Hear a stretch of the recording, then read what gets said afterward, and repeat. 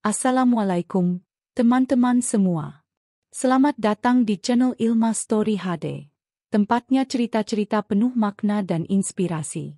Sebelum kita mulai ceritanya, jangan lupa ya, klik tombol like dan subscribe sekarang juga, agar kamu nggak ketinggalan kisah-kisah menarik selanjutnya. Semoga yang like dan subscribe selalu diberi kesehatan, dimudahkan rezekinya, dan hidupnya penuh berkah. Amin. Dan yuk, absen dulu di kolom komentar.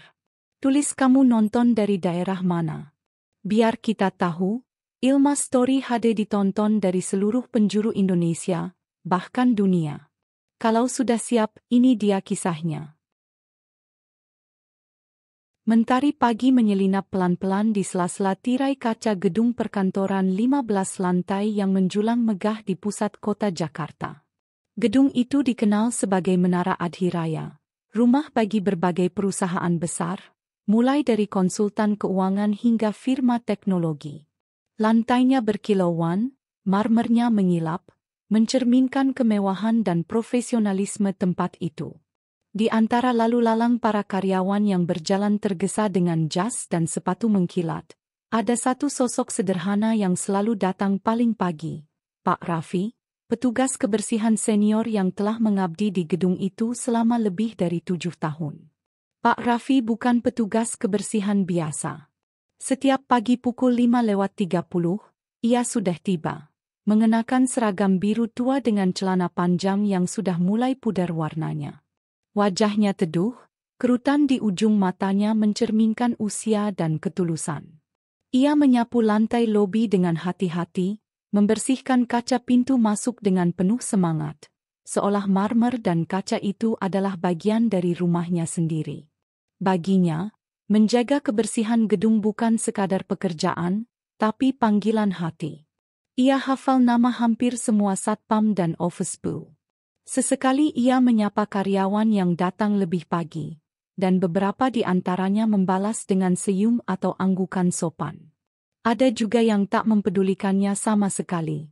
Namun Pak Raffi tak pernah merasa kecil hati. Mungkin mereka sibuk. Batinnya setiap kali disapa diam oleh tatapan dingin. Pagi itu tak ada yang berbeda. Pak Raffi memulai harinya seperti biasa. Ia mulai dari lobi, naik ke lantai 2 tempat pantry dan ruang meeting umum. Lalu lanjut ke lantai 5. Lantai yang menjadi kantor salah satu perusahaan konsultan yang baru saja memperluas timnya. Ia menyeka meja, mengatur kursi yang bergeser semalam, dan mengecek toilet dengan teliti. Seperti biasa, tak ada satu sudut pun yang luput dari perhatiannya. Bahkan ia menyempatkan diri menyingkirkan pot tanaman yang agak miring karena tiupan angin dari ventilasi. Di ruang istirahat kecil lantai 5. Pak Raffi sempat duduk sejenak menikmati kopi hitam dari termos kecil miliknya.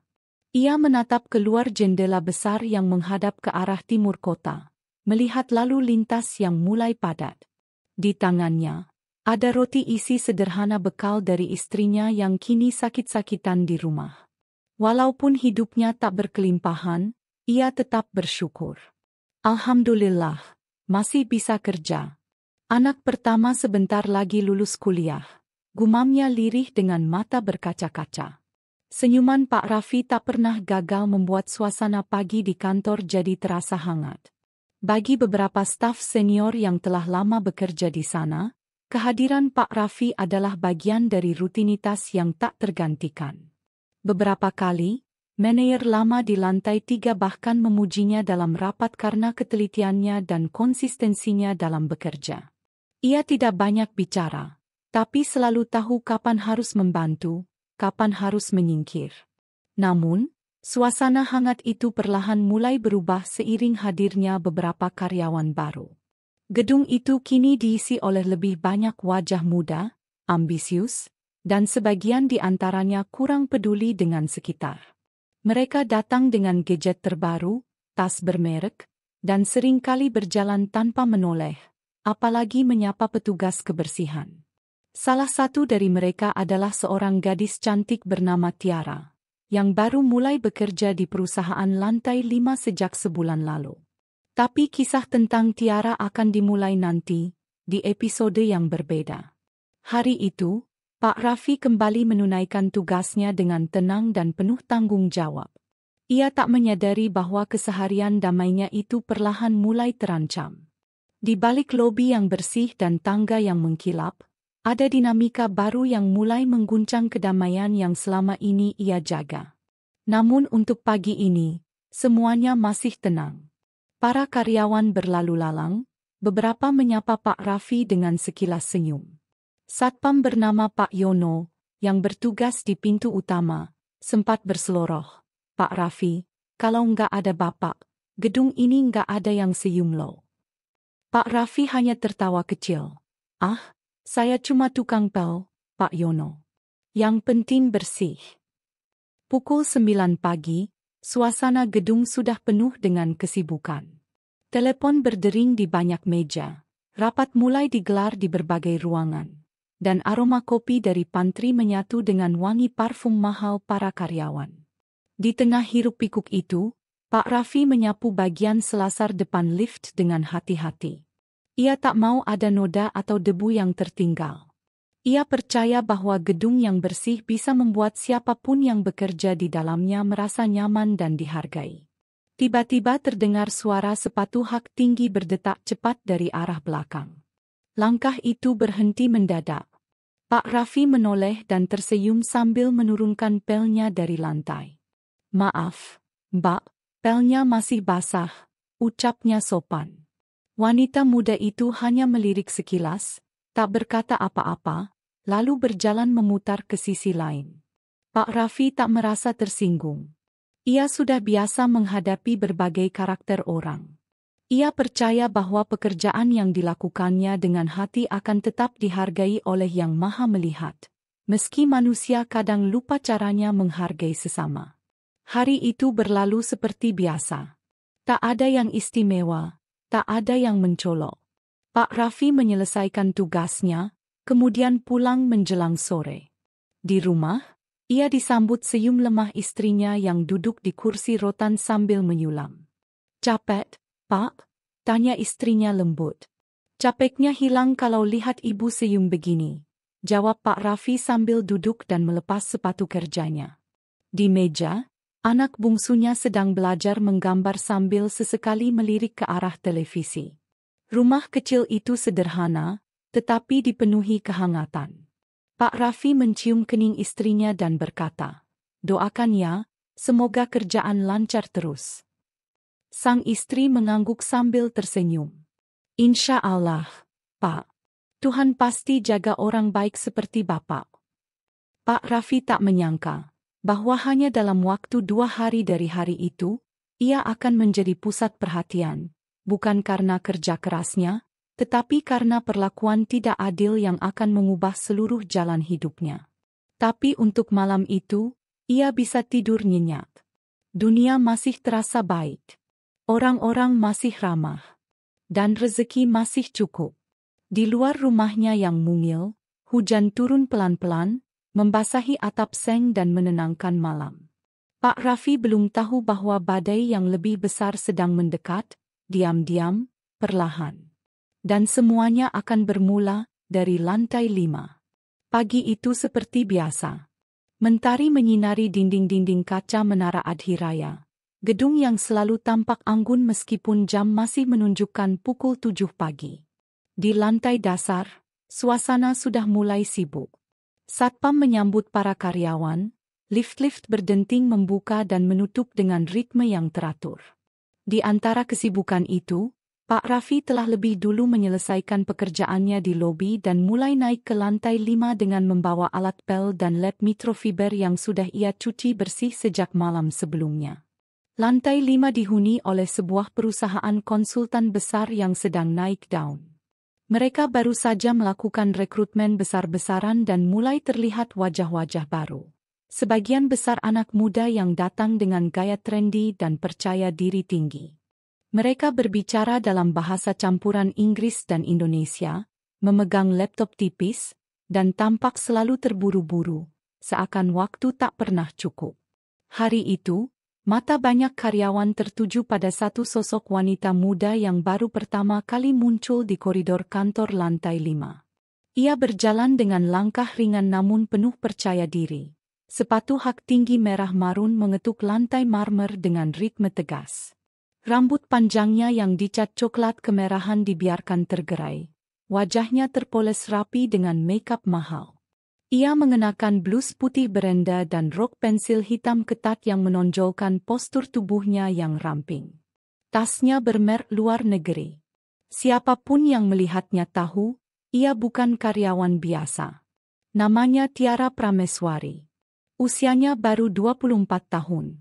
Lulusan universitas swasta ternama jurusan administrasi bisnis. Tiara diterima sebagai staf administrasi senior karena rekomendasi dari salah satu manajer. Dari hari pertama, pesonanya menyita perhatian.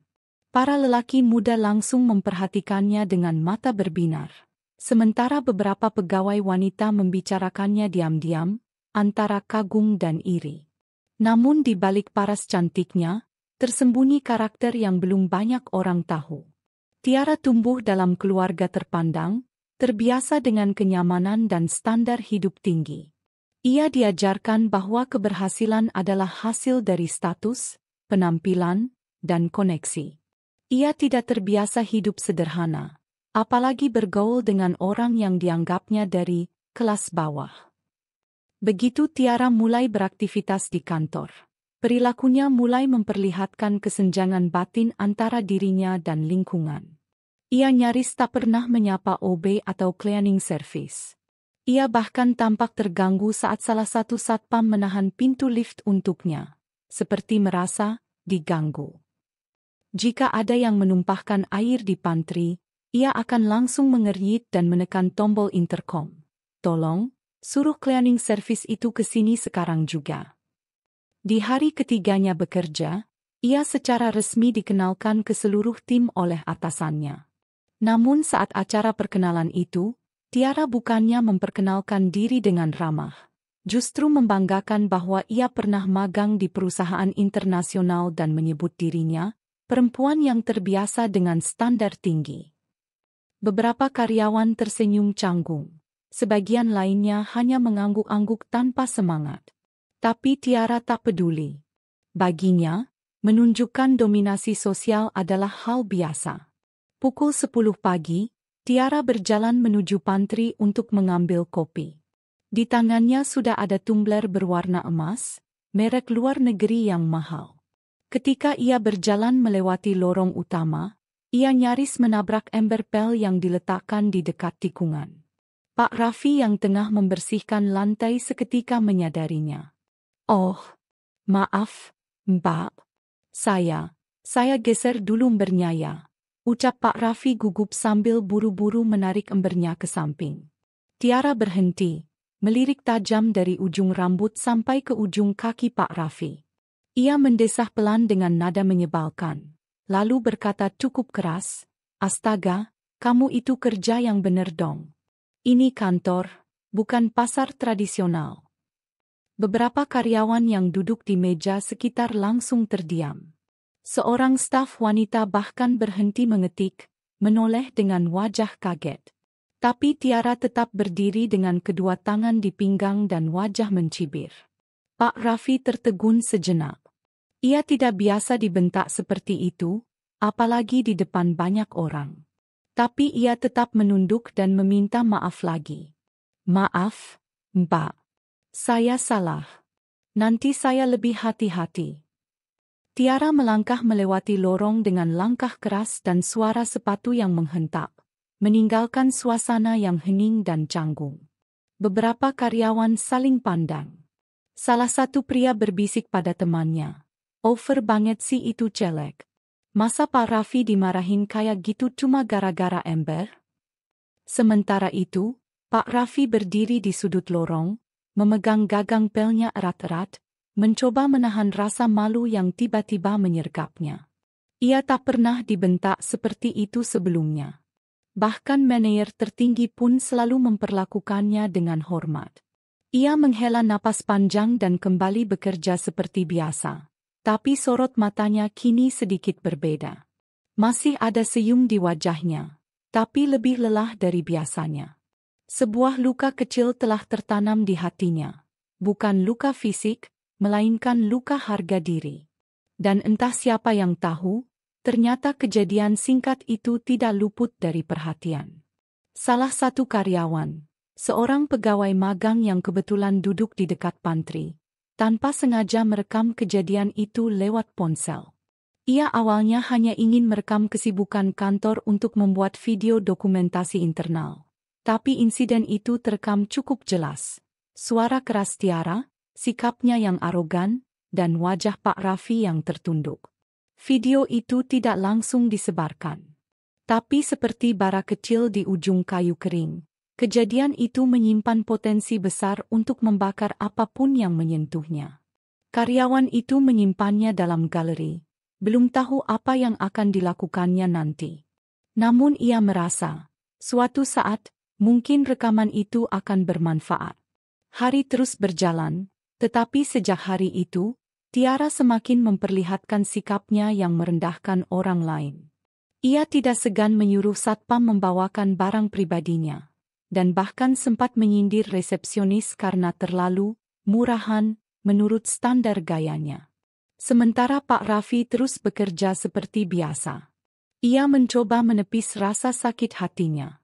Baginya, yang penting adalah menjaga integritas dalam bekerja. Namun ia tidak tahu bahwa diam-diam, kantor itu sedang memperhatikan. Diam-diam, hati-hati kecil di sekitar mulai bersuara. Dan dalam waktu yang tidak lama, gejolak kecil dari lantai 5 akan menjelma menjadi badai yang mengguncang satu gedung. Pagi itu langit mendung menaungi kota. Hujan gerimis turun pelan sejak dini hari, membuat suasana kantor terasa sedikit lebih sepi dari biasanya. Beberapa karyawan datang terlambat karena macet. Sementara itu, seperti biasa, Pak Raffi sudah tiba sejak pukul 5 pagi. Ia mengganti seragam, menyiapkan ember dan alat pel, lalu memulai rutinitasnya tanpa keluhan sedikit pun.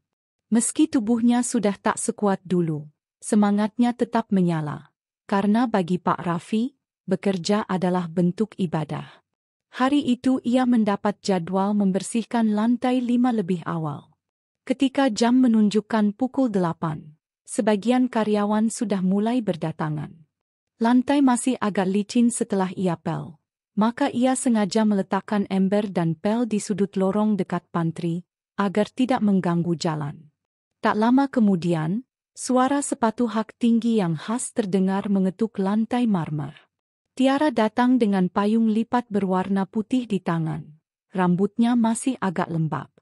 Ia mengenakan blus biru muda dan rok berbelahan tinggi yang membuat banyak pasang mata menoleh ke arahnya. Seperti biasa, Tiara tidak menyapa siapapun. Ia berjalan dengan dagu terangkat, langsung menuju pantry. Disinilah kejadian itu bermula. Saat berjalan cepat menuju pantry, Tiara tak menyadari keberadaan ember pel yang ada di ujung lorong.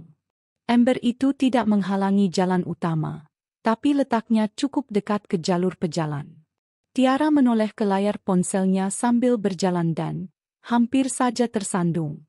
Tubuhnya sempat kehilangan keseimbangan. Ia berseru kecil, dan berhasil menahan diri agar tidak jatuh. Ember tidak tumpah, tapi air di dalamnya sedikit terciprat keluar, mengenai sepatu haknya yang berkilau. Pak Raffi, yang melihat kejadian itu dari arah toilet, langsung berlari kecil mendekat. "Maaf, Mbak, saya benar-benar minta maaf. Saya tadi letakkan agak ke pinggir, tidak tahu Mbak mau lewat dari situ. Saya bersihkan sepatunya ya." Namun alih-alih menerima permintaan maaf itu, Tiara menatapnya tajam. Suara lantangnya menggema di koridor.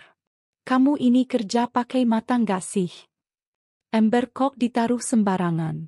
Gara-gara kamu, sepatu mahal aku jadi kotor begini." Beberapa karyawan yang sedang duduk atau lewat di sekitar langsung menoleh. Suasana menjadi senyap. Hanya suara gerimis di luar kaca jendela yang terdengar samar-samar. Pak Raffi terdiam sejenak, wajahnya pucat. Ia merasa malu. Maaf, Mbak, saya benar-benar tidak bermaksud. Tapi Tiara tak berhenti di situ. Ia menunjuk Pak Raffi dengan nada menyudutkan. Kalau kerja nggak becus kayak gini, mending berhenti aja, Pak. Ini kantor profesional, bukan terminal. Beberapa pegawai yang berada di sekitar, termasuk Aldi, staf IT yang kebetulan baru keluar dari ruang server, terlihat syok. Ada yang spontan menarik napas. Aldi menatap wajah Pak Raffi yang menunduk dalam. Bibirnya gemetar, tapi tetap mencoba tersenyum. Tiara mendengus, lalu pergi begitu saja ke pantry sambil mengelap sepatunya dengan tisu. Pak Raffi hanya berdiri diam sambil memegang gagang pelnya erat-erat, menahan malu yang luar biasa. Ia tak tahu harus menatap kemana. Ia hanya bisa berkata lirih dalam hati, apa saya pantas dihina seperti ini hanya karena ember? Tanpa sepengetahuan Tiara, Aldi yang melihat seluruh kejadian itu dari ujung lorong langsung membuka ponselnya.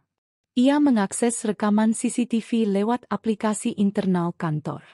Dengan keterampilan teknisnya sebagai staf IT, ia tahu bagaimana melihat footage real-time dan menyimpan cuplikan peristiwa tersebut.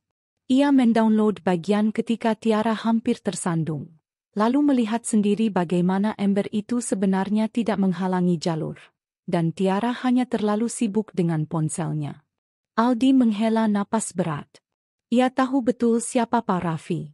Beberapa bulan lalu, ketika laptopnya rusak dan ia lembur sendirian sampai malam, Pak Raffilah yang menemaninya, bahkan membawakan teh panas dari pantry lantai bawah.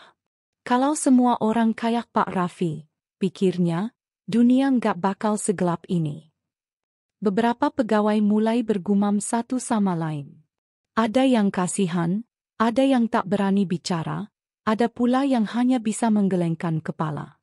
Namun sebagian lain justru bersikap biasa saja, seakan-akan penghinaan itu hal lumrah dalam dunia kerja. Budaya diam lebih kuat dari rasa empati.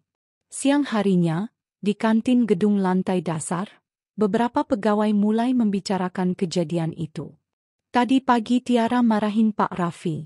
Loh, kata seorang wanita berkacamata kepada temannya. Parah banget. Diteriakin depan orang-orang. Aku dengar kok. Dan katanya cuma gara-gara hampir kesandung ember. Padahal itu juga salah dia sendiri yang main HP.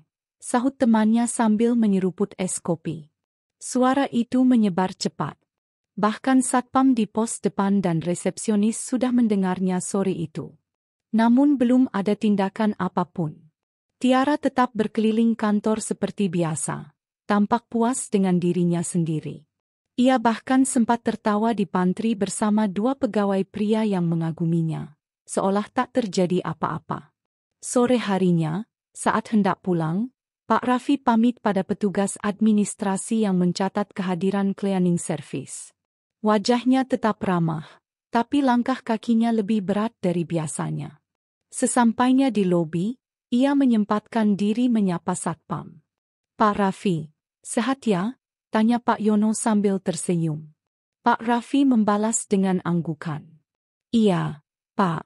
Biasa, hari ini agak repot. Yang sabar ya, Pak. Banyak yang sayang sama Bapak di sini. Pak Raffi mengangguk lagi, lalu melangkah pelan keluar dari gedung, menyusuri jalan yang masih basah oleh hujan.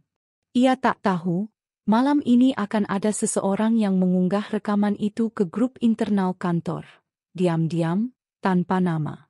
Dan keesokan harinya, kehidupan Pak Raffi akan berubah drastis. Malam telah turun sempurna di atas kota yang tak pernah benar-benar tidur. Gemerlap lampu dari gedung-gedung tinggi memantul di aspal basah sisa hujan, membentuk bias-bias cahaya yang indah tapi dingin. Di salah satu sudut Jakarta itu, di dalam sebuah rumah kontrakan kecil di daerah pinggiran, Pak Raffi duduk bersandar di kursi kayu reot. Ia memandangi ponsel lamanya yang layarnya sudah retak, membaca ulang pesan dari anaknya di kampus. Pak, jangan lupa minum vitamin. Besok ada presentasi, Doain ya, Pak. Pak Raffi membalas dengan senyum mengembang. Insya Allah, nak. Sukses ya. Bapak selalu doain dari sini. Namun setelah itu, ia termenung lama. Pikirannya kembali pada kejadian pagi tadi. Hinaan dari Tiara terasa seperti cambukan yang terus memukul batinnya, terutama karena disaksikan oleh begitu banyak pasang mata. Ia berusaha tidak mempermasalahkannya, tapi jauh di dalam hatinya, ada luka kecil yang perihnya masih terasa. Ia hanya berharap semua itu cepat dilupakan, dan esok akan menjadi hari yang lebih baik. Tapi ternyata tidak semua orang melupakan. Di tempat lain, tepat pukul 22.47 malam itu, sebuah video berdurasi 34 detik masuk ke dalam grup WhatsApp internal kantor dengan nama Tim Adhiraya Lantai 5. Pengirimnya tak dikenal, nomor tak tersimpan, tanpa nama, hanya satu emoji kunci dan satu pesan pendek. Cuma pengingat bahwa kita semua tetap manusia. Yang tua itu bernama Pak Raffi. Video itu memperlihatkan cuplikan kejadian pagi tadi. Bagaimana Tiara nyaris tersandung ember. Lalu menghardik Pak Raffi dengan suara tinggi, menyebutnya tidak becus, menyamakan kantor dengan terminal, dan bahkan menyuruhnya berhenti kerja. Gambar wajah Pak Raffi yang menunduk dengan mata memerah membuat siapapun yang menontonnya merasa tertampar. Reaksi muncul seketika. Gila ini, kasihan banget Pak Raffi. Buset, Tiara kejam amat sih. Dia pikir dia siapa, sih? Gue malu pernah ngobrol baik-baik sama dia. Harusnya Har tahu soal ini. Video itu menyebar dengan cepat. Dari grup lantai 5, merembet ke grup lintas departemen. Dalam hitungan jam, hampir seluruh karyawan di gedung itu tahu. Beberapa bahkan mengirimkan video itu ke akun Instagram pribadi mereka, dengan caption yang berisi simpati terhadap Pak Raffi dan kemarahan pada arogansi yang diperlihatkan Tiara. Namun yang paling mengejutkan adalah respons Tiara sendiri. Keesokan paginya, saat Tiara tiba di kantor dengan dres merah muda dan kacamata hitam, ia sudah mendapati suasana berbeda. Beberapa karyawan menoleh dan langsung membuang muka. Obrolan di pantry terhenti begitu ia masuk. Bahkan resepsionis hanya menatapnya dingin tanpa senyum. Dan tetap, Tiara tidak menyadari sepenuhnya. Ia mengira semua itu hanya karena iri atau cemburu. Namun begitu membuka ponselnya dan membaca puluhan notifikasi grup, wajahnya langsung berubah. Matanya membesar, tangannya menggenggam erat. Ia membaca komentar demi komentar yang menyebut namanya secara terang-terangan, bahkan ada yang menandai akun pribadinya. Apa-apaan ini? Serunya sambil menutup layar ponsel dengan kesal. Ia langsung naik ke ruangannya, memanggil salah satu staf dan bertanya siapa yang menyebarkan video itu. Tapi tak ada yang tahu. Semua hanya diam. Tak ada yang mau bicara. Kali ini, bukan karena takut, tapi karena kecewa. Sementara itu, di lantai 2, ruang rapat kecil HRD sudah mulai ramai. Kepala HR, Bu Lina, bersama dua staf senior memutar ulang video tersebut di laptop. Suasana rapat terasa panas meski AC menyala kencang. Kalau ini benar, kita bisa diserang media, ucap salah satu staf. Apalagi itu Pak Raffi. Dia sudah kerja 7 tahun di sini, dan tidak pernah ada masalah. Tambah Bu Lina, wajahnya tegang. Yang mempermalukan jelas Tiara. Tapi, apakah kita punya wewenang menindaknya tanpa laporan resmi? Di luar dugaan, tak perlu menunggu lama untuk mendapat laporan resmi. Siang itu, seorang staf bernama Aldi, yang juga pemilik asli video CCTV itu, mengirimkan email panjang ke divisi HR. Dalam email tersebut, ia menyertakan bukti rekaman asli dari server keamanan kantor dan menyatakan keberatannya terhadap perlakuan Tiara kepada Pak Raffi. Email itu kemudian diteruskan ke manajemen pusat. Sore harinya, Direktur Utama Perusahaan, Pak Indra, seorang pria paruh baya yang dikenal tegas namun adil, membaca email tersebut sambil mengernyit. Ia tak percaya seorang staf administrasi baru sudah menimbulkan kehebohan seperti ini. Ia memanggil kepala HR dan meminta kronologi lengkap beserta tanggapan karyawan yang terlibat. Panggil saya besok pagi jam 9. Saya ingin semua yang terlibat hadir. Termasuk Pak Raffi, ucap Pak Indra. Sementara itu, Pak Raffi yang tidak tahu apa-apa, sore itu pulang dengan langkah lelah seperti biasa. Ia tidak punya media sosial, tak tergabung dalam grup WhatsApp kantor. Ia hanya merasa hari itu banyak yang menatapnya dengan aneh. Beberapa karyawan menunduk saat bersitatap dengannya. Bahkan ada yang secara tiba-tiba menepuk bahunya dan berkata, "Semangat terus ya, Pak." Pak Raffi hanya mengangguk, tidak memahami sepenuhnya apa yang sedang terjadi. Namun malam itu, saat sedang memijat kaki istrinya yang lelah, ponsel tuanya berbunyi. Sebuah SMS masuk dari nomor tidak dikenal. "Pak Raffi, mohon hadir ke ruang rapat lantai 2 besok jam 9. Ada hal penting yang perlu dibahas terkait situasi hari ini. Hormat kami, HRD." Pak Raffi membaca pesan itu berkali-kali. Jantungnya mulai berdebar. Ada apa, ya, pikirnya. Apa saya salah? Atau, jangan-jangan, ia tak tidur nyenyak malam itu. Dan ia tak tahu bahwa pagi berikutnya akan menjadi titik balik yang mengejutkan dalam hidupnya. Pagi itu, langit tampak lebih kelabu dari biasanya. Jakarta diselimuti awan tipis yang menggantung rendah, seakan turut merasakan kegelisahan yang sejak semalam menggelayuti hati Pak Raffi. Ia tiba di kantor seperti biasa, pukul 6.30. Bahkan lebih awal dari para karyawan yang bekerja di balik meja. Tangannya mulai bergerak teratur, menyapu daun kering di teras kantor, mengepel lantai lobi, dan menyusun kembali kursi yang tak sejajar. Rutinitas ini biasanya memberi ketenangan baginya, seperti meditasi pagi yang menyejukkan batin. Namun entah kenapa hari ini terasa berbeda. Sepi, hening, ada yang ganjil. Beberapa karyawan yang lewat biasanya menyapanya, minimal mengangguk atau tersenyum ramah. Tapi pagi ini, banyak dari mereka menunduk, mempercepat langkah, bahkan ada yang pura-pura sibuk melihat ponsel. Tak ada senyum, tak ada sapa, hanya tatapan-tatapan cepat yang seolah menyimpan sesuatu. Pak Raffi mencoba tetap tenang. Ia berpikir mungkin mereka hanya sedang lelah, atau terlalu fokus pada pekerjaan. Tapi dalam diam, hatinya mengumpulkan tanda tanya demi tanda tanya. Setelah menyelesaikan tugas paginya, Pak Raffi duduk sebentar di bangku panjang dekat taman mini depan gedung kantor. Sambil meneguk air putih dari botol plastik lusuhnya, ia mencoba menenangkan hati. Saat itulah sebuah suara memanggilnya dari belakang. "Pak Raffi, diminta ke ruang HRD ya. Sekarang."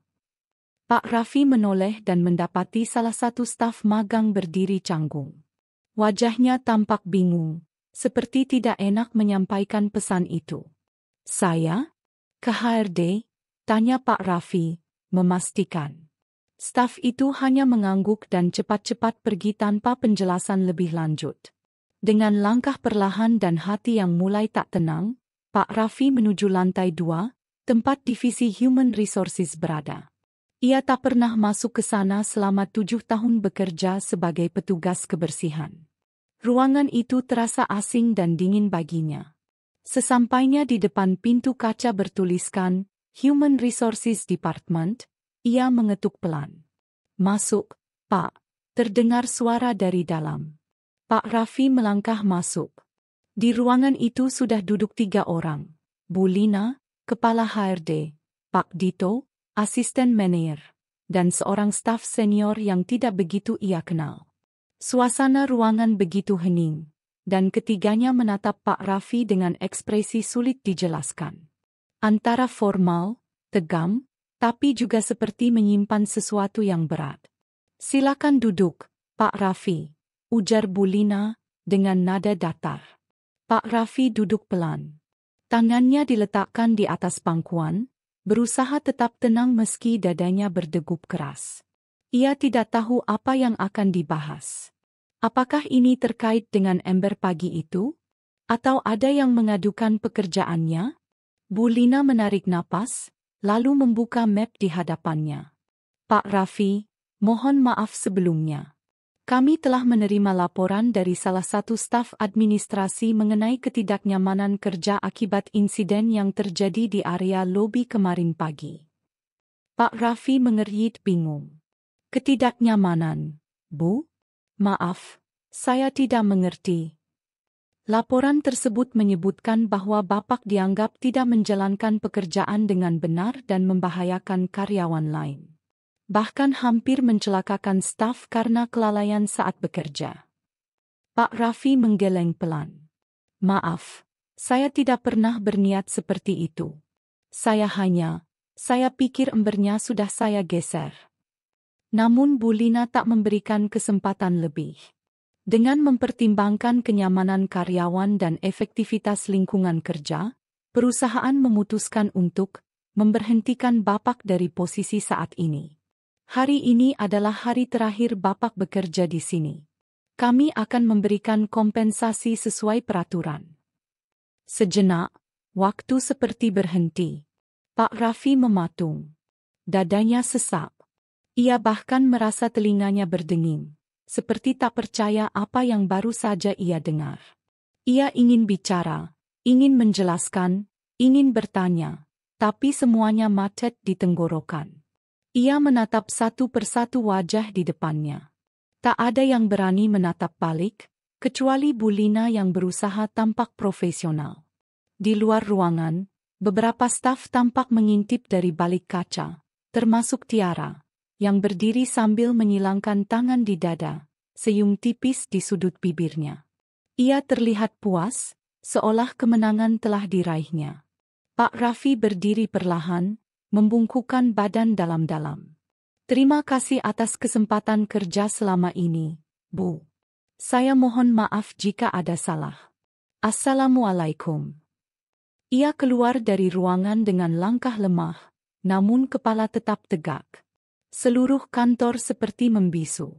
Beberapa mata menunduk, ada yang menghindari tatapan, tapi tak sedikit yang mulai berkaca-kaca melihat pria tua itu berjalan menjauh. Saat Pak Raffi meninggalkan gedung itu dengan seragam kebersihannya untuk terakhir kali, hujan rintik mulai turun dari langit mendung. Ia tidak menangis, tapi hatinya hancur berkeping-keping. Bukan karena kehilangan pekerjaan, tapi karena ia tidak diberi kesempatan untuk menjelaskan. Karena kebaikan yang ia berikan selama ini dibalas dengan ketidakadilan yang mencabik martabatnya. Namun, di balik semua itu, semesta sedang menyiapkan kejutan. Karena kebenaran tidak akan tinggal diam. Dan kebaikan, sesederhana apapun bentuknya, selalu punya cara untuk kembali ke permukaan. Hari itu menjadi pembicaraan hangat di antara para karyawan. Pemecatan Pak Raffi bukan hanya mengejutkan, tetapi juga menyisakan rasa tak enak di hati banyak orang. Terutama karena semua terjadi secara mendadak, tanpa ada penjelasan memadai, dan disampaikan dengan cara yang sangat terbuka, di hadapan staf lain. Seolah-olah Pak Raffi telah melakukan kesalahan fatal. Seolah ia seorang kriminal. Setelah keluar dari ruang HRD, Pak Raffi langsung menuju loker kecil di belakang gedung, tempat ia biasa menyimpan seragam cadangan dan alat-alat kebersihannya. Tangannya gemetar saat membuka loker itu, mencoba membereskan barang-barangnya. Hanya ada sapu, kain pel, botol minum, dan foto kecil keluarganya yang sudah mulai pudar. Ia masukkan semuanya dalam kantong plastik, lalu berdiri memandangi ruangan itu untuk terakhir kalinya. Di luar, beberapa karyawan berdiri terpaku. Mereka tak tahu harus berkata apa. Aldi, staf IT berusia 27 tahun yang selama ini sering menyapa Pak Raffi, merasa dadanya sesak melihat pria tua itu berjalan keluar tanpa ada seorang pun yang memberinya pelukan atau ucapan terima kasih. Ia hanya membawa satu tas plastik, namun beban di pundaknya seperti bertonton. Gila, ini keterlaluan, gumam Aldi dalam hati. Sementara itu, Tiara berdiri di depan pantry sambil menyeruput kopi dengan angkuhnya. Senyumnya penuh kemenangan. Akhirnya bersih juga dari orang norak kayak dia, katanya pelan kepada rekannya, Mira, yang hanya tersenyum kaku tanpa menanggapi. Tiara memang tak pernah menyukai keberadaan Pak Raffi. Ia merasa jijik melihat pria tua itu berseliweran dengan sapu dan kain pel saat ia sedang bermake up atau selfie di lobi. Bagi Tiara, kantor adalah panggungnya. Dan keberadaan orang seperti Pak Raffi hanyalah gangguan visual yang merusak estetika. Namun apa yang Tiara tidak tahu adalah bahwa keberaniannya menciptakan laporan palsu kepada HRD hari sebelumnya, tanpa bukti dan hanya bermodal kata-kata manis, ternyata sedang membuka pintu menuju kehancuran dirinya sendiri. Sore itu, Aldi memutuskan untuk pulang lebih awal. Tapi sebelum itu, ia menyempatkan diri masuk ke ruang server di lantai 1. Ia merasa ada yang tidak beres dengan pemecatan Pak Raffi. Terlalu tiba-tiba, dan alasan, mengganggu kenyamanan karyawan, terdengar sangat mengada-ada. Ia membuka file rekaman CCTV tanggal kemarin, hari di mana kejadian, ember air, itu terjadi. Mata Aldi menajam. Ia melihat dengan jelas bagaimana kronologinya. Pak Raffi sedang membersihkan lantai lobi seperti biasa. Ia meletakkan ember di sisi tembok, cukup jauh dari jalur pejalan kaki. Lalu datang Tiara, dengan sepatu hak tingginya, berjalan sambil bermain ponsel. Ia menabrak ember sendiri karena tidak melihat jalan. Bahkan setelah jatuh, ia bukannya marah pada dirinya sendiri, malah menunjuk-nunjuk Pak Raffi yang jelas-jelas tidak bersalah. Aldi menghela napas panjang. Ini benar-benar konyol, gumamnya. Ia menyalin video itu ke flash disk, lalu memindahkannya ke laptop pribadinya. Di layar laptop, video itu diputar ulang, dan setiap detik dari kejadian tersebut tampak gamblang. Tidak ada yang disembunyikan. Kebenaran begitu terang benderang. Sambil memegang mouse, Aldi menatap layar dan berkata pelan, "Orang sebaik Pak Raffi nggak boleh diperlakukan seperti ini." Malam itu, setelah berpikir panjang dan menimbang konsekuensi, Aldi membuat akun anonim di media sosial dan mengunggah video itu dengan caption, "Petugas kebersihan ini dipecat tanpa alasan jelas. Lihat sendiri siapa yang sebenarnya salah." Dunia perlu tahu bahwa kebaikan tidak boleh diinjak-injak hanya karena status dan penampilan. Ia tidak menyangka bahwa unggahan itu akan menjadi viral hanya dalam waktu kurang dari 24 jam. Keesokan paginya, kantor diguncang. Ponsel para karyawan berbunyi tanpa henti. Grup WhatsApp kantor penuh dengan tautan video TikTok dan Instagram yang menayangkan insiden antara Tiara dan Pak Raffi. Judul-judul video sangat menusuk. Inilah bukti nyata siapa yang salah. Petugas kebersihan difitnah, tapi kebenaran selalu menang. Justice for Pak Raffi mulai trending di X dan TikTok. Wajah Tiara tersebar di mana-mana. Komentar netizen sangat tajam. Banyak yang mengecamnya sebagai wanita angkuh, tidak punya hati nurani, dan simbol nyata dari ketidakadilan kelas sosial di tempat kerja. Di sisi lain, simpati terhadap Pak Raffi meluap deras. Banyak yang tersentuh melihat wajah sabarnya, cara ia membungkuk hormat saat dipecat, dan senyum lirihnya meskipun dikhianati. Sementara itu, manajemen kantor tak bisa tinggal diam. Pak Dito dan Bu Lina mendapat panggilan langsung dari Direktur Pusat. Apa-apaan ini? Reputasi perusahaan jadi rusak parah gara-gara satu video, bentak pimpinan besar di layar Zoom meeting. Rapat darurat segera digelar. Tiara, yang sehari sebelumnya begitu angkuh, kini terdiam membisu. Ia dipanggil masuk ke ruang rapat bersama para petinggi HRD dan hukum. Semua mata tertuju padanya. Ia mencoba menyangkal, mengatakan bahwa video itu bisa saja dimanipulasi. Namun saat rekaman asli ditayangkan dari sistem internal perusahaan, ia tak bisa berkata apa-apa. Bukti sudah terlalu jelas. Mulai hari ini, kami nonaktifkan sementara untuk proses investigasi internal, ujar salah satu anggota direksi. Tiara bangkit dari kursinya, tak percaya. Dunia yang kemarin ia kuasai dengan senyuman dan gaya hidup mewah, kini hancur hanya dalam semalam. Sementara itu, di tempat tinggalnya yang sederhana, Pak Raffi duduk di beranda rumah kontrakannya. Ia memandangi layar ponsel tua yang baru saja dipinjam dari tetangganya. Ia melihat videonya sendiri tersebar di mana-mana. Ia melihat komentar orang-orang yang mendukungnya. Bahkan ada beberapa pesan dari orang tak dikenal yang menawarkannya pekerjaan atau sekadar menyampaikan doa dan dukungan. Matanya berkaca-kaca. Bukan karena bangga, tapi karena haru. Ia tidak menyangka bahwa kejujuran dan kesabaran yang selama ini ia jaga diam-diam dibela oleh orang yang bahkan tak ia kenal. Dalam diam, ia berkata pelan, "Terima kasih, Tuhan. Ternyata engkau tidak tidur." Suasana kantor yang biasanya ramai pagi itu mendadak terasa canggung. Tak ada lagi canda tawa di pantry.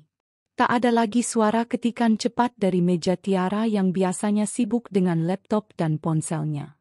Ia tidak terlihat di kantor. Sejak kemarin, ia memang dinonaktifkan sementara untuk keperluan investigasi internal setelah video viral tentang Pak Raffi beredar luas. Namun keheningan itu menyimpan gejolak. Para karyawan seperti Aldi, Mira, dan beberapa lainnya menyimpan kekecewaan mendalam pada manajemen. Tidak sedikit yang menganggap bahwa pemecatan Pak Raffi adalah tindakan tergesa-gesa dan tidak profesional. Banyak yang merasa malu karena selama ini mereka diam, bahkan saat kebenaran di depan mata. Hanya karena status sosial, seseorang bisa disingkirkan begitu mudah. Aldi menjadi sosok yang paling terpukul. Ia terus memutar ulang kejadian itu dalam pikirannya. Bukan hanya soal keadilan, tapi soal hati nurani. Ia merasa gagal membela Pak Raffi sejak awal. Bahkan, saat Pak Raffi diberhentikan, ia hanya berdiri terpaku tanpa mengucapkan sepatah kata pun. Kini, setelah video itu viral dan banyak orang mulai mendukung, Aldi bertekad untuk tidak diam lagi. Ia mulai menghubungi beberapa rekan yang juga merasa tidak nyaman dengan kejadian itu. Salah satunya adalah Dina dari divisi marketing, yang pernah melihat langsung bagaimana Tiara memperlakukan Pak Raffi dengan kasar saat ia tak sengaja menjatuhkan tisu di koridor. "Aku sempat lihat dia bentak-bentak Pak Raffi, padahal cuma gara-gara ada setetes air di lantai. Aku nyesel nggak pernah lapor," ucap Dina pelan. Aldi mengangguk. "Kita nggak boleh diam lagi, Din. Ini bukan cuma soal Pak Raffi. Ini soal bagaimana sistem kita kadang lebih membela orang yang punya jabatan atau penampilan menarik, tapi menindas yang lemah." Mereka pun mengajak beberapa rekan lain berdiskusi secara informal. Di sebuah warung kopi kecil belakang gedung kantor, sekitar 7 orang berkumpul diam-diam sepulang kerja. Mereka membahas cara agar manajemen benar-benar melakukan evaluasi menyeluruh. Bukan hanya karena tekanan publik, tetapi juga demi keadilan internal. "Sebenarnya banyak kasus kayak gini. Cuma nggak semua ketahuan," kata Reza, staf admin yang juga hadir. "Pak Raffi mungkin yang paling kelihatan karena viral. Tapi berapa banyak lagi yang dikucilkan diam-diam?" Salah satu ide yang mereka angkat adalah membuat petisi internal, meminta perusahaan untuk mengembalikan nama baik Pak Raffi secara resmi. Mengadakan pelatihan etika dan budaya hormat untuk semua karyawan. Membuka saluran pengaduan yang lebih transparan dan bisa diakses semua karyawan tanpa takut. Namun Aldi sadar, semua ini harus disampaikan dengan cermat. Jika tidak, bisa-bisa mereka justru dianggap membuat keributan. Ia pun mengusulkan untuk membuat laporan formal ke HRD dengan menyertakan kronologi kejadian, rekaman video asli yang belum diunggah, dan juga kesaksian beberapa rekan. Sementara itu, Di rumahnya, Pak Raffi mulai menerima banyak pesan pribadi dari orang tak dikenal. Beberapa adalah mantan karyawan perusahaan yang juga pernah merasakan tekanan atau perlakuan tidak adil di tempat kerja. Ada yang menulis, "Pak, saya pernah di posisi Bapak. Dulu saya juga difitnah, tapi nggak sempat membela diri. Salut untuk kesabaran dan keteguhan hati Bapak." Pesan-pesan ini memberi kekuatan tersendiri bagi Pak Raffi. Meski secara fisik ia telah diberhentikan, secara moral ia justru bangkit. Ia mulai berpikir bahwa mungkin, di balik semua ini, Tuhan sedang memberinya peran yang lebih besar, sebagai pembuka jalan untuk orang-orang kecil yang sering dilupakan. Keesokan harinya, Aldi menyerahkan laporan resmi ke HRD dengan segala bukti dan testimoni yang sudah dikumpulkannya. Ia sempat gugup, takut dianggap mencampuri urusan yang bukan wewenangnya. Namun saat ia menyodorkan dokumen-dokumen itu, kepala HRD menatapnya lama, lalu mengangguk. "Kami berterima kasih, Aldi. Sejujurnya, sejak video itu viral, manajemen memang sedang dalam tekanan besar. Tapi yang kamu lakukan ini, mengumpulkan bukti dan bersuara dengan data, sangat membantu kami untuk bersikap lebih bijak," ucapnya. "Yang saya harapkan cuma satu, Pak. Kebenaran ditegakkan, dan Pak Raffi mendapatkan keadilan," jawab Aldi mantap. Di hari yang sama, perusahaan mengirimkan surat resmi kepada Pak Raffi, berisi permintaan maaf atas perlakuan sebelumnya, serta undangan untuk hadir dalam pertemuan khusus dengan manajemen dan direksi. Di akhir surat, tertulis, "Kami berharap Bapak Raffi berkenan hadir dan berdiskusi dengan kami untuk memperbaiki sistem kami ke depan. Kami juga ingin mendengar pandangan Bapak secara langsung."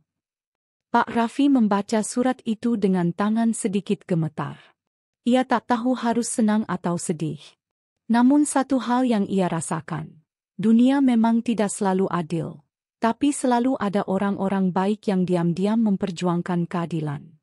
Dan kadang, itu cukup untuk mengubah segalanya.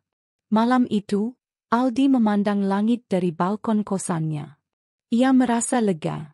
Bukan karena berhasil membuat video viral, tapi karena hatinya tenang. Ia telah melakukan sesuatu yang benar. Di bawah sinar bintang, Pak Raffi menatap langit dari beranda rumah kontrakan kecilnya.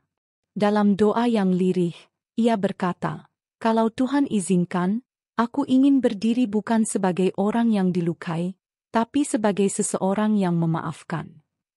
Pagi itu, dunia maya dibanjiri oleh satu video berdurasi 1 menit 20 detik. Video itu memperlihatkan seorang wanita muda berseragam rapi, yang tak lain adalah Tiara, berdiri di depan seorang petugas kebersihan tua. Dengan nada tinggi dan sikap merendahkan, Tiara tampak memarahi pria itu karena dianggap mengganggu jalan di lorong kantor.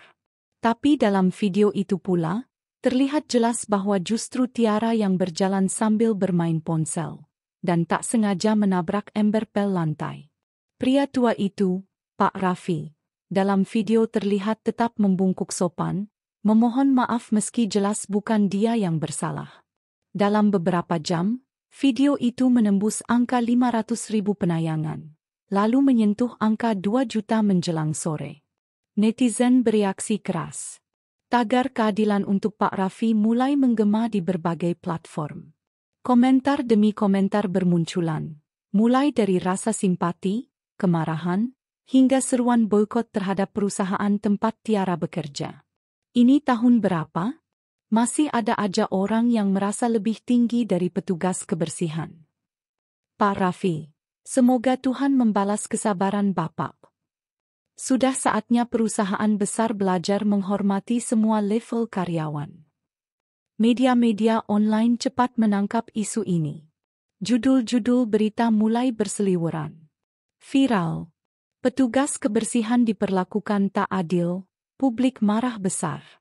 Tiara dikecam netizen. Karyawan cantik, etika minus. Keadilan untuk Pak Raffi. Viral video perundungan sosial di tempat kerja. Bahkan beberapa tokoh publik ikut berkomentar. Seorang motivator terkenal mengunggah video pendek di Instagramnya, menyebut Pak Raffi sebagai simbol ketabahan dan ketulusan. Ini bukan sekadar tentang profesi. Ini tentang penghargaan terhadap manusia, ucapnya. Sementara itu, di rumah kontrakan sederhana Pak Raffi, ponselnya tak henti-henti bergetar. Ia baru saja belajar menggunakan smartphone dengan baik. Itu pun karena Aldi yang membelikannya bekas dari gaji lembur. Kini, pesan demi pesan masuk. Ada yang ingin memberinya bantuan, ada yang sekadar menyampaikan dukungan. Namun Pak Raffi tidak langsung merasa senang. Justru ia tertegun. Ia masih belum memahami bagaimana satu rekaman bisa mengubah hidupnya begitu cepat. Yang ia tahu, hidup itu berjalan pelan. Tidak ada yang instan. Maka, ketika Aldi datang sore itu untuk memastikan kondisinya, Pak Raffi hanya tersenyum lebar. Rasanya aneh. Dulu waktu aku jalan ke kantor, orang-orang jarang menoleh. Sekarang, namaku muncul di berita. Aldi tertawa kecil. Itu karena Bapak sabar. Banyak yang tersentuh. Termasuk saya. Pak Raffi mengangguk pelan. Ia merasa campur aduk. Di satu sisi, ia lega karena akhirnya kebenaran muncul. Tapi di sisi lain, ia tidak ingin menjadi pusat perhatian karena perlakuan buruk orang lain. Ia hanya ingin dihargai sebagai manusia, bukan sebagai korban. Sore itu, pihak manajemen perusahaan menggelar pertemuan darurat. Para pimpinan hadir, lengkap dengan kepala HRD dan bagian PR. Rekaman CCTV yang viral kini menjadi bahan diskusi serius. Salah satu direktur, Pak Bimo, berbicara tegas. Kita sedang berada di tengah badai reputasi. Jika kita tidak menanggapi dengan bijak, ini bisa berdampak jangka panjang. Beberapa proposal solusi diajukan. Ada yang menyarankan klarifikasi pers, ada pula yang ingin menyewa agensi pengelola krisis media. Namun seorang manajer senior mengangkat tangan dan berkata pelan, "Bukankah langkah pertama yang harus kita lakukan adalah meminta maaf pada Pak Raffi?" Semua terdiam. Keesokan paginya, perusahaan secara resmi mengunggah pernyataan maaf di akun media sosial resmi mereka. Kami menyampaikan permintaan maaf secara tulus kepada Bapak Raffi atas perlakuan yang tidak semestinya yang beliau terima saat masih bekerja di perusahaan kami. Saat ini, kami sedang melakukan evaluasi menyeluruh terhadap prosedur dan budaya kerja kami agar kejadian serupa tidak terulang kembali. Tak hanya itu.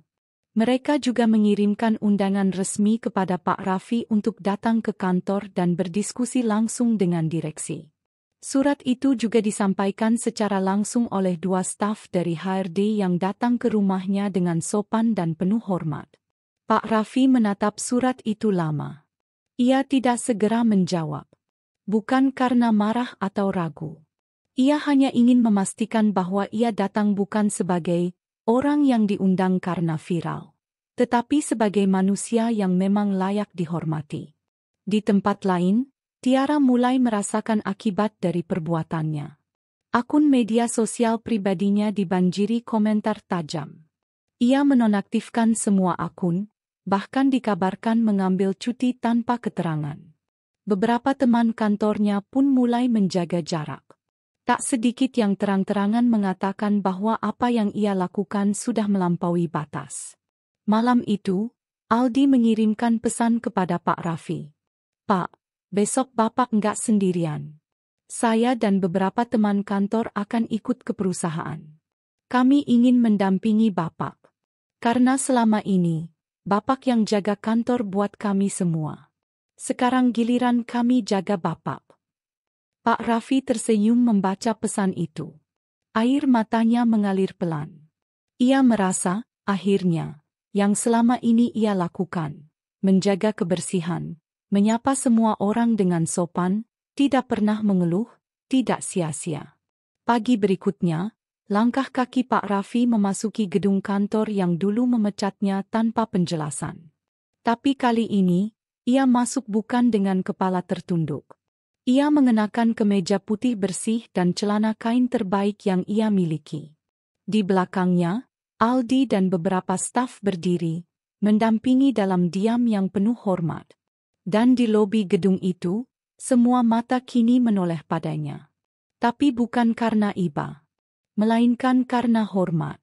Kantor pusat perusahaan pagi itu lebih sibuk dari biasanya. Dari luar, tak tampak ada yang berbeda. Gedung tinggi berkilau, petugas keamanan berdiri tegak, dan karyawan berlalu lalang membawa berkas seperti hari-hari biasanya. Tapi di dalam, ada kegelisahan yang belum pernah terasa sebelumnya. Semua kepala divisi dipanggil mendadak ke lantai 10. Ruang rapat utama yang biasanya hanya digunakan untuk pertemuan strategis perusahaan. Kali ini bukan karena pencapaian target, bukan karena proyek baru, melainkan karena satu nama, Pak Raffi. Reputasi perusahaan tengah berada di ujung tanduk. Manajemen panik setelah melihat nama mereka bertengger di kolom trending nomor 2 Twitter nasional sejak semalam. Video viral Tiara yang mempermalukan Pak Raffi terus dibagikan, dan respons publik makin menguat.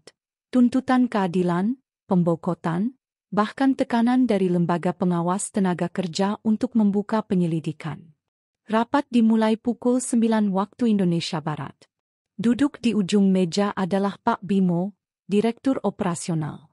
Wajahnya tampak tegang, namun tetap berusaha tenang.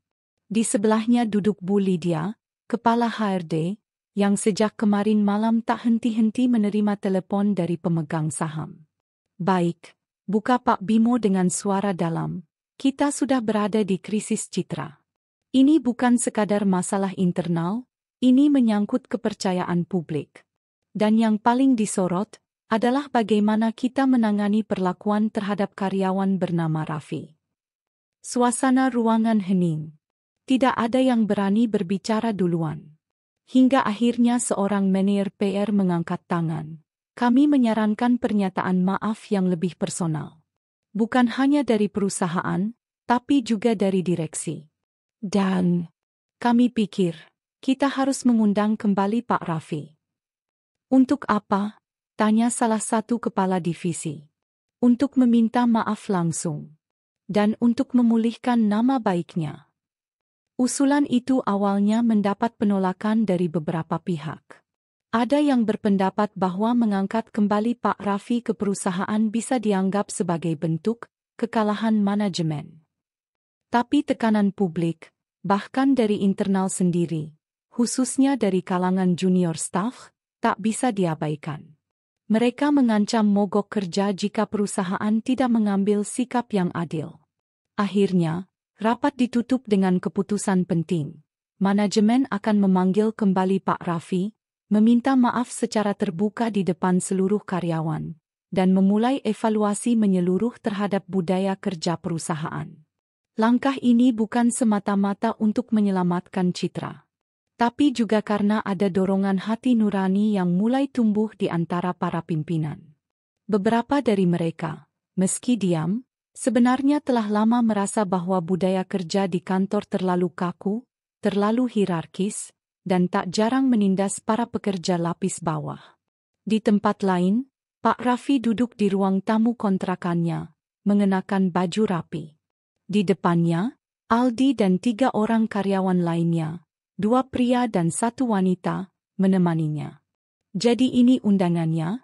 Tanya Pak Raffi sambil membuka amplop dengan tangan sedikit gemetar. Aldi mengangguk. Iya, Pak. Mereka ingin Bapak datang hari ini jam 2 siang ke aula utama. Katanya, mereka mau memberikan klarifikasi dan permintaan maaf resmi. Pak Raffi menunduk.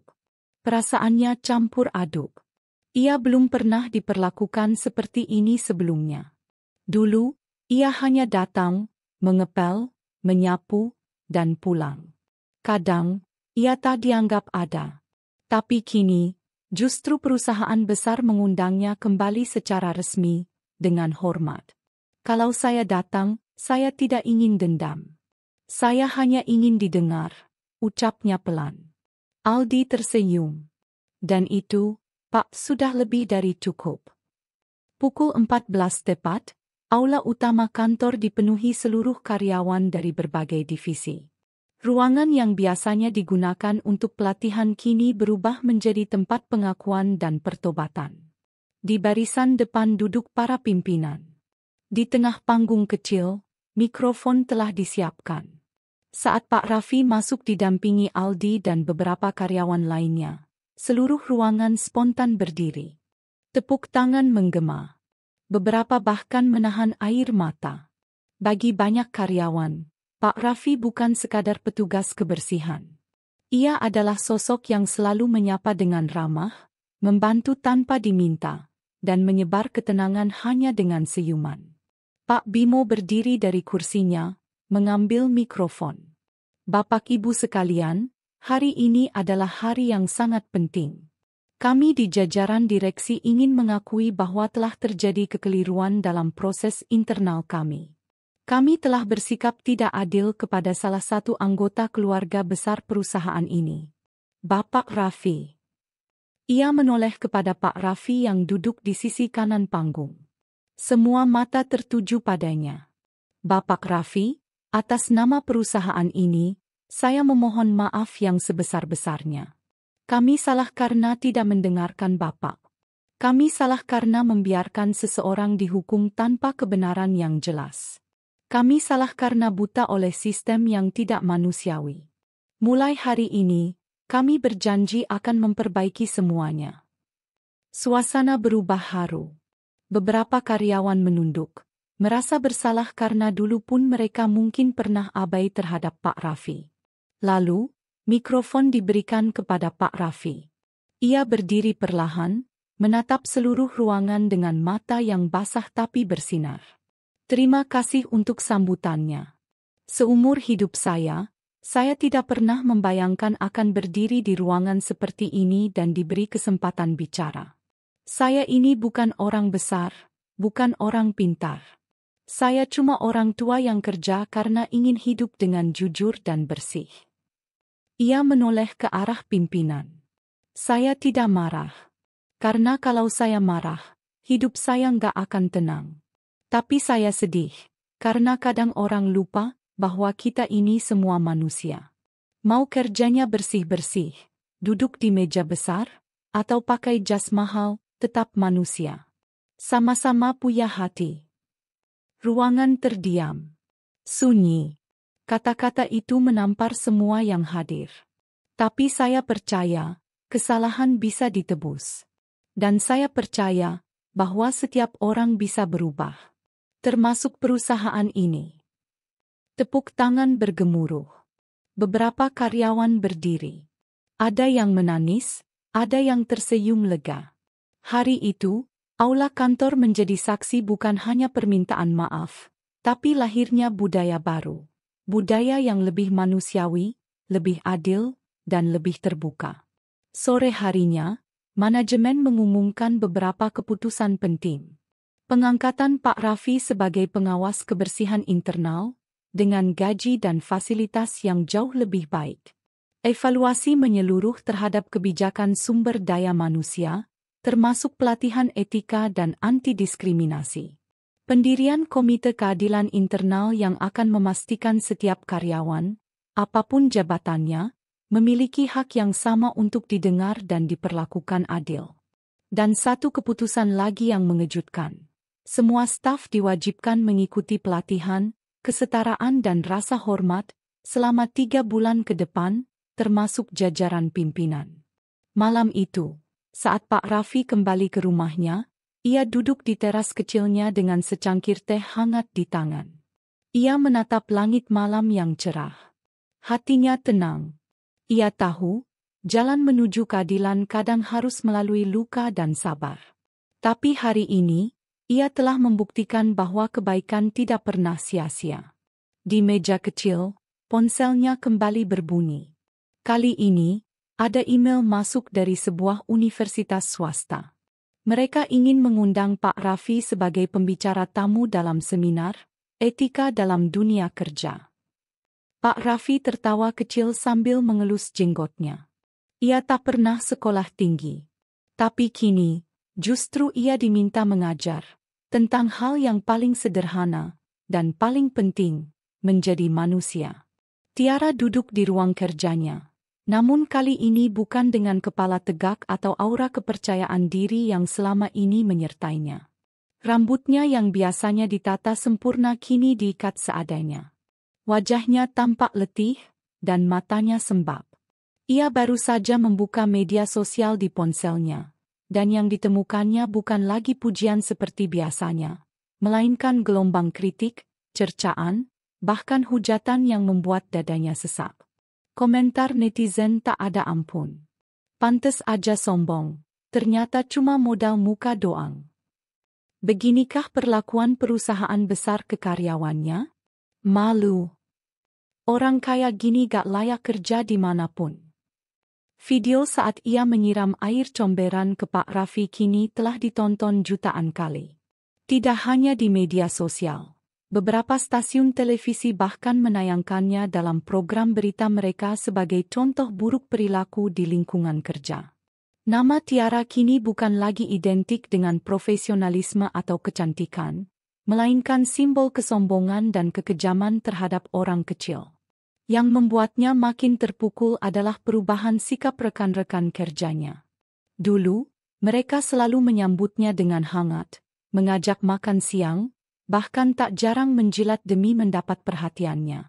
Tapi kini, hampir semua mulai menjauh. Tak ada lagi senyum ramah, tak ada lagi undangan makan siang. Bahkan beberapa dengan terang-terangan menghindar ketika berpapasan dengannya di koridor. Ia mencoba menghubungi salah satu temannya, Nia, yang dulu sangat dekat dengannya. Tapi Nia hanya menjawab dingin, "Aku nggak enak, Tiar. Kamu udah bikin malu semua karyawan. Kita semua juga kena imbasnya." Lalu telepon itu ditutup. Tiara menggenggam ponselnya erat, tangan gemetar. Rasa kesepian yang dulu tak pernah ia rasakan kini datang menghantam tanpa ampun. Hari itu, ia menerima surat panggilan untuk hadir dalam sidang internal disiplin karyawan. Ia tahu, ini bukan sekadar formalitas. Isinya jelas, perusahaan ingin mengambil tindakan. Ia datang dengan langkah berat, mengenakan pakaian rapi dan berusaha tetap tenang. Tapi sorot mata yang menatapnya di ruang sidang itu membuat hatinya goyah. Di seberangnya duduk 3 anggota Dewan Etik dan seorang perwakilan dari HRD. Tak ada yang tersenyum. Tak ada basa-basi. Sidang dimulai dengan pemutaran ulang video yang telah viral itu. Setiap detik yang diputar terasa seperti pukulan di wajah Tiara sendiri.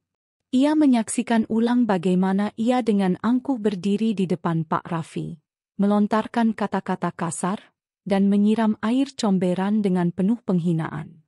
Ia menunduk. Air mata mulai menggenang. "Saudari Tiara." Suara Bu Lydia dari HRD terdengar tegas namun tetap sopan. Setelah melakukan investigasi dan melihat bukti yang tidak terbantahkan, serta mempertimbangkan kerugian reputasi yang dialami perusahaan, kami memutuskan bahwa perbuatan saudari termasuk pelanggaran berat terhadap etika perusahaan. Tiara hanya bisa menggigit bibirnya. Tak ada yang bisa ia katakan untuk membela diri. Semua sudah terlalu jelas. Dengan berat hati, lanjut Bu Lydia, mulai hari ini, saudari secara resmi diberhentikan sebagai karyawan perusahaan. Semua hak akhir akan diberikan sesuai ketentuan. Dan kami harap, ini bisa menjadi pelajaran untuk kita semua. Seketika dunia Tiara runtuh. Jabatan, gaji tinggi, citra dirinya, semuanya lenyap dalam sekejap. Ia keluar dari ruang sidang dengan langkah gontai, merasa seperti bayangan dari dirinya yang dulu. Tak ada yang mengantar, tak ada yang memeluk. Hanya keheningan yang mengiringi kepergiannya. Hari-hari setelah pemecatan itu menjadi titik terendah dalam hidup Tiara. Ia mengurung diri di apartemennya, menolak bicara dengan siapapun. Tawaran endorsement dari brand pun dibatalkan satu persatu. Bahkan beberapa kelompok aktivis mengecam gaya hidupnya yang dianggap tak peka terhadap penderitaan orang kecil. Namun di tengah kejatuhannya, ada satu hal yang mulai tumbuh perlahan di hatinya, kesadaran. Setiap malam, ia memutar ulang video kejadian itu, bukan untuk menyiksa diri, tapi untuk menyadari betapa jauh dirinya telah tersesat. Ia dulu bangga dengan pencapaiannya, tapi lupa menghargai orang-orang di sekitarnya. Suatu malam, ia memberanikan diri menulis surat. Bukan untuk perusahaan, tapi untuk seseorang yang hatinya telah ia lukai, Pak Raffi. Dalam surat itu, ia menuliskan permohonan maaf panjang, dengan penuh kerendahan hati.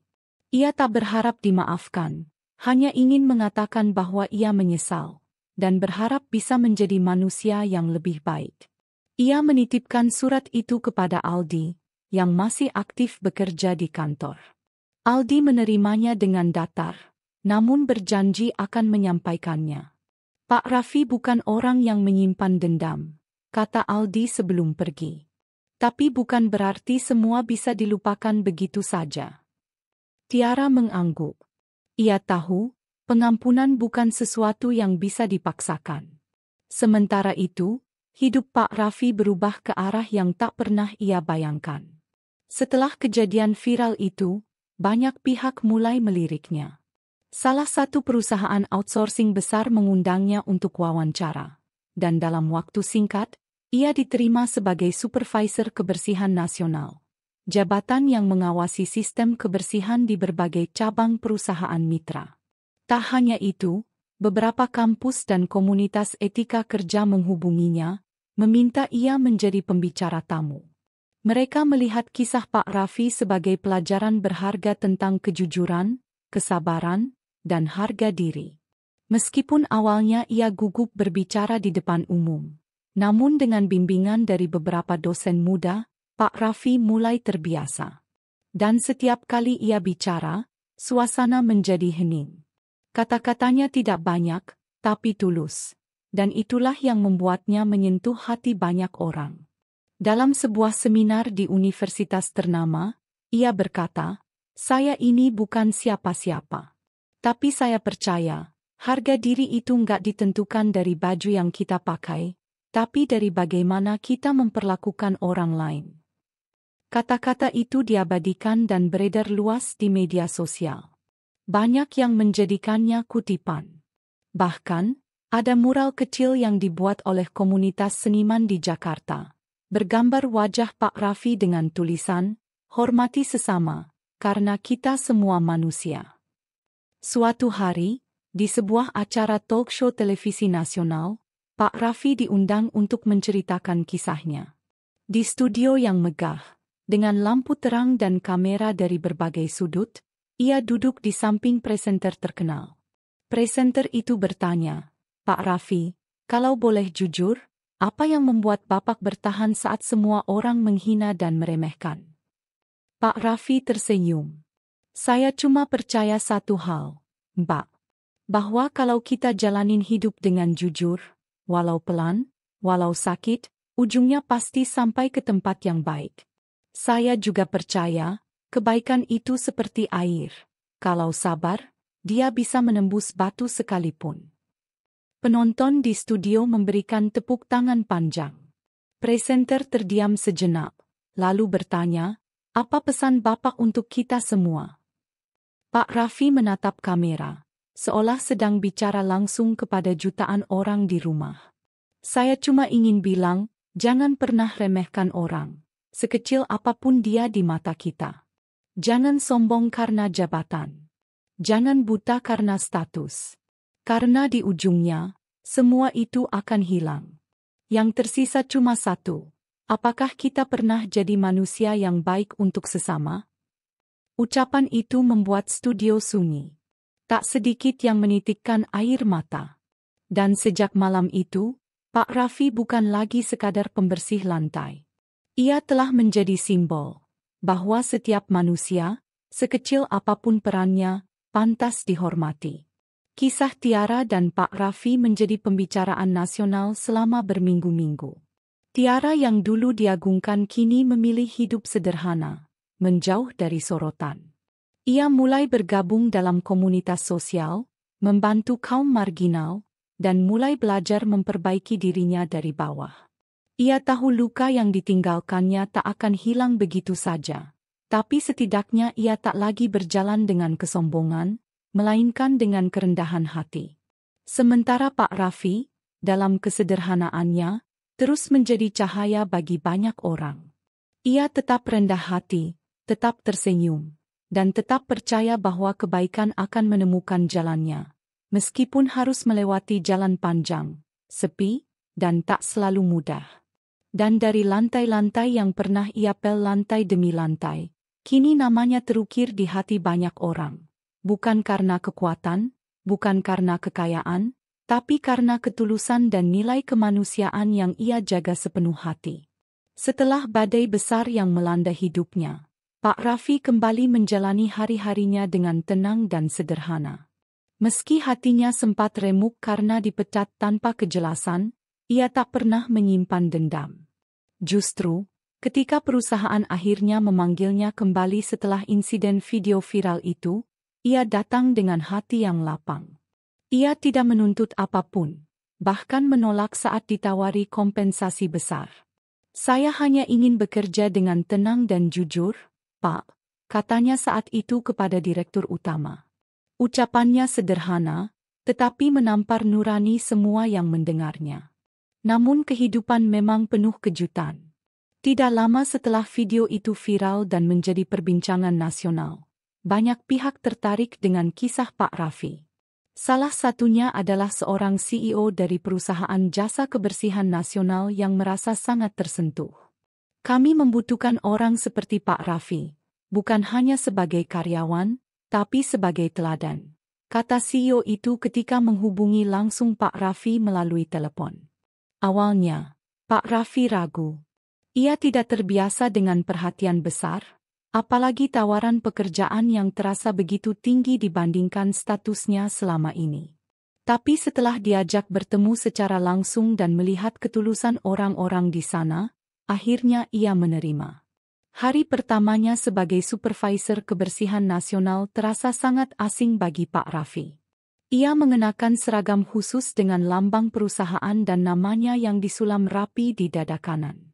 Para karyawan menyambutnya dengan hormat. Bahkan, ia kini memiliki ruang kerja sendiri, lengkap dengan komputer dan meja kayu mengkilap. Namun satu hal yang tidak pernah berubah, Pak Raffi tetap membawa sapu kecil di tangannya, sebagai simbol bahwa ia tidak pernah lupa dari mana ia berasal. Jabatan boleh naik, tapi hati jangan pernah tinggi. Ucapnya lirih ketika salah satu karyawan muda menanyakan alasannya membawa alat kebersihan kemanapun ia pergi. Suatu hari, ia diundang sebagai pembicara dalam seminar nasional bertema, Etika Kerja dan Nilai Kemanusiaan dalam Dunia Profesional. Aula besar di sebuah universitas ternama dipenuhi ratusan mahasiswa dan profesional. Saat namanya dipanggil, sebagian besar peserta tampak penasaran. Siapa sebenarnya Pak Raffi? Tapi ketika pria sederhana itu naik ke panggung dan mulai bercerita, suasana langsung hening. Tak ada yang menyangka, pria yang dahulu menyapu lorong-lorong kantor itu kini bisa bicara dengan begitu dalam dan menyentuh. Ia tidak menyampaikan materi dengan gaya akademis, tapi dengan cerita nyata dan ketulusan yang memancar dari sorot matanya. Saya bukan siapa-siapa. Saya hanya pernah disakiti, lalu dimaafkan oleh hidup. Maka saya hanya ingin membalasnya dengan kebaikan, katanya di akhir sesi. Semua orang berdiri dan memberikan tepuk tangan panjang. Beberapa bahkan menitikkan air mata. Salah satu dosen senior di acara itu bahkan berkata, "Kami belajar lebih banyak dari Bapak hari ini daripada dari buku-buku teori etika yang kami baca bertahun-tahun." Namun bukan hanya seminar itu yang mengubah segalanya. Beberapa hari kemudian, salah satu acara televisi nasional menayangkan potret kisah hidup Pak Raffi dengan judul, Dari Pel dan Sapu, menjadi pemersatu nilai kemanusiaan. Tayangan itu disaksikan jutaan orang di seluruh Indonesia. Warganet membanjiri media sosial dengan pujian dan komentar positif. Banyak yang merasa kisah Pak Raffi membuka mata mereka, bahwa menghormati orang lain tak boleh dipengaruhi oleh penampilan atau status sosial. Bahkan seorang menteri dari Kementerian Tenaga Kerja mengundangnya sebagai tamu kehormatan dalam Pertemuan Nasional Pekerja Sektor Informal. Dalam pidatonya, menteri itu berkata, Pak Raffi bukan hanya teladan bagi pekerja, tapi juga bagi kita semua, pejabat, profesional, maupun pemimpin. Di tengah semua sorotan dan undangan yang berdatangan, Pak Raffi tetap sederhana. Ia masih tinggal di rumah kontrakan mungil di pinggir kota, masih menyeduh kopi sachet setiap pagi, dan masih menyapa tukang sayur dengan senyum tulus. Ia menolak membeli mobil baru meski kini mampu, dan lebih memilih naik angkot seperti biasa. Ketika ditanya mengapa, ia menjawab, "Kalau hidup sudah cukup, untuk apa berlebihan? Nanti malah lupa diri." Kehidupan barunya tidak hanya mengangkat dirinya, tetapi juga anak-anak muda di sekitarnya. Banyak pemuda yang dulu minder karena bekerja sebagai petugas kebersihan, kini merasa bangga. Mereka menjadikan Pak Raffi sebagai simbol bahwa pekerjaan apapun bisa jadi ladang kebaikan jika dilakukan dengan hati. Beberapa organisasi sosial bahkan membuat program pelatihan etika dan profesionalisme dengan nama Program Raffi, sebagai bentuk penghormatan atas kisah hidupnya. Tiara, di sisi lain, hanya bisa menyaksikan semua ini dari jauh. Ia sudah diberhentikan secara resmi oleh perusahaan, dan beberapa tawaran kerja yang datang pun batal setelah pihak HR mengetahui latar belakang insidennya. Banyak rekan yang dulu mengelilinginya, kini tak lagi mengangkat teleponnya. Ia pun akhirnya menyadari bahwa sikap buruk dan kesombongan hanya akan membuatnya kesepian. Dalam hati kecilnya, ia menyesal. Ia mulai menulis surat yang ditujukan kepada Pak Raffi. Surat yang akan mengubah segalanya. Pagi itu, Pak Raffi membuka pintu rumah kontrakannya yang sederhana seperti biasa. Udara sejuk dan suara burung di pepohonan selalu menjadi pengiring rutinitasnya sebelum berangkat kerja. Namun kali ini, sebuah amplop berwarna coklat yang diselipkan di bawah pintu menarik perhatiannya. Ia membungkuk, mengambilnya, lalu duduk di kursi kayu di depan rumah. Dengan perlahan, ia membuka amplop itu dan membaca surat di dalamnya. Tulisan tangan yang rapi namun sedikit bergetar menandakan emosi yang dalam. Surat itu dari Tiara. Pak Raffi, saya menulis ini bukan untuk membela diri. Saya hanya ingin minta maaf. Saya sadar, selama ini saya terlalu angkuh dan buta oleh keindahan semu. Saya menilai Bapak bukan dari siapa Bapak sebenarnya, melainkan dari baju dan pekerjaan Bapak. Dan itu adalah kesalahan besar yang kini menjadi pelajaran paling berharga dalam hidup saya. Saya kehilangan banyak hal. Tapi kehilangan yang paling menyakitkan bukanlah pekerjaan, melainkan rasa hormat dari diri saya sendiri. Terima kasih sudah tidak membalas dengan kebencian. Terima kasih karena Bapak mengajari saya makna sesungguhnya dari harga diri. Semoga suatu hari saya bisa menjadi manusia yang lebih baik. Hormat saya, Tiara. Pak Raffi menatap surat itu lama. Ia menarik napas panjang, lalu tersenyum lirih. Tuhan punya caranya sendiri untuk menyadarkan hati manusia, gumamnya. Beberapa hari kemudian, Pak Raffi diundang sebagai narasumber dalam sebuah wawancara televisi nasional bertajuk Orang Biasa dengan Nilai Luar Biasa. Di studio yang megah dan terang benderang itu, ia duduk mengenakan kemeja biru sederhana, wajahnya tenang, dan sorot matanya bersahaja.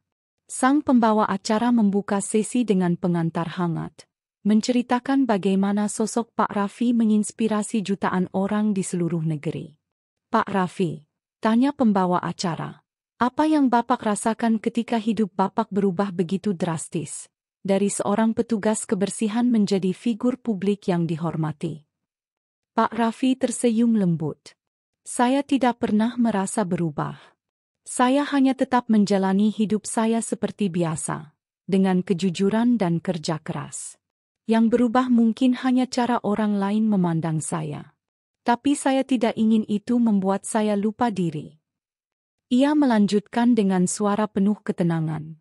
Saya hanya ingin menyampaikan satu hal. Bahwa pekerjaan kita tidak pernah menentukan nilai kita sebagai manusia. Yang menentukan adalah bagaimana kita bersikap dalam menjalani pekerjaan itu. Menghormati orang lain, apapun pekerjaannya, itu bukan soal sopan santun saja, itu soal kemanusiaan. Tepuk tangan meriah menggema di studio. Beberapa penonton bahkan tampak meneteskan air mata. Pembawa acara sendiri tak kuasa menahan haru. Sejak itu, Pak Raffi semakin sering diundang ke berbagai forum. Mulai dari seminar profesional, pelatihan etika kerja, hingga menjadi juri kehormatan untuk penghargaan karyawan teladan nasional. Namun, di balik semua prestasi dan penghormatan itu, ia tetap hidup sederhana. Masih menanam bunga di pot bekas cat di depan rumah, masih mengayomi tetangganya, dan masih suka mengantar makan siang ke tetangga janda tua di ujung gang. Kisahnya bahkan masuk dalam kurikulum pelajaran etika dan pendidikan karakter di beberapa sekolah menengah. Guru-guru menceritakan tentang Pak Raffi sebagai contoh nyata bahwa kejujuran, kerendahan hati, dan kesabaran adalah pilar yang tak pernah usang di tengah zaman yang cepat dan kompetitif. Sementara itu, Tiara memilih menghilang dari sorotan. Ia pindah ke kota lain, bekerja sebagai guru les privat dan perlahan-lahan menata hidupnya kembali. Setiap kali ia merasa putus asa, ia membuka kembali salinan surat yang ia kirimkan pada Pak Raffi dan membaca ulang dengan mata berkaca-kaca. Itu menjadi pengingat bahwa setiap manusia bisa berubah, dan bahwa pengampunan yang diberikan tanpa syarat adalah bentuk tertinggi dari kemanusiaan. Pak Raffi, sang mantan petugas kebersihan yang dahulu hanya dianggap bayangan di lorong kantor, kini menjadi simbol bahwa nilai sejati seseorang tidak terletak pada jabatan, kekayaan, atau pakaian mewah. Ia menjadi teladan bahwa ketika kita tetap memilih menjadi baik meski disakiti, maka dunia akan membuka jalan yang tidak pernah kita bayangkan.